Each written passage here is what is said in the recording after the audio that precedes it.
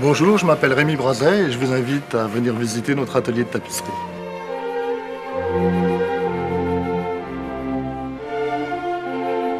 Après 3 années à l'école du Louvre, je me suis intéressé à la maison que mon père avait créée il y a une cinquantaine d'années. Nous avons en fait commencé à travailler dans les années 60 pour des collectionneurs, pour des musées, parce que nous avons voulu transmettre un savoir-faire très traditionnel. Des garnitures de sièges en crin animal, des rideaux entièrement faits à la main. Ça a amené mon père petit à petit à travailler pour des musées. Pour le château de Fontainebleau, pour le musée Carnavalet, le château de la Malmaison. On reproduit, on reconstitue des décors qui ont été faits il y a 200-300 ans et on est confronté à des techniques qui quelquefois ont disparu. Là, ce sont des petites galettes qui vont aller sur des chaises Louis XIII. Donc le tissu est une brocatelle en laine, piquée, avec une application de câblé qui, voyez-vous, est cousue à la main, à l'aiguille courbe. Au niveau du style des meubles, au niveau des couleurs bien évidemment, il faut respecter l'équilibre entre un bois et le tissu qu'on va mettre sur ce bois. Nous avons une photographie très étonnante parce que nous avons eu à travailler sur 3 sièges.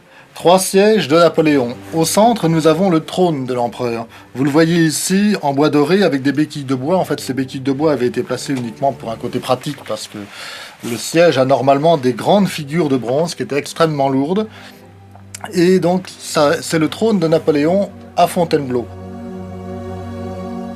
Au même moment, nous avons travaillé sur ce mobilier qui vient du salon de l'abdication de Fontainebleau, et c'est donc dans ce fauteuil que Napoléon a signé son abdication.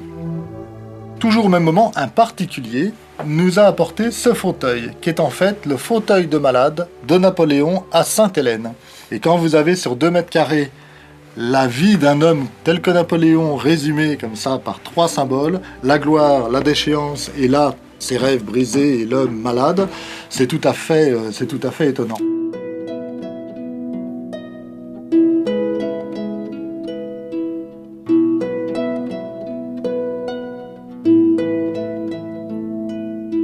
Alors là, nous sommes dans la partie de l'atelier où l'on garnit les sièges. Donc vous avez ici des sièges entreposés qui nous ont été confiés et qui vont être restaurés.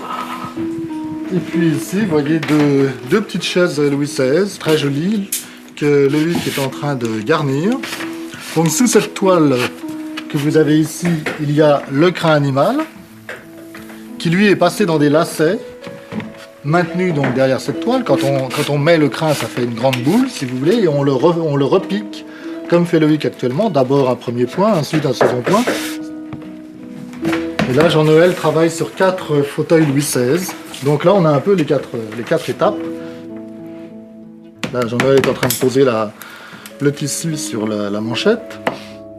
On va avoir une deuxième étape ici avec le siège sanglé.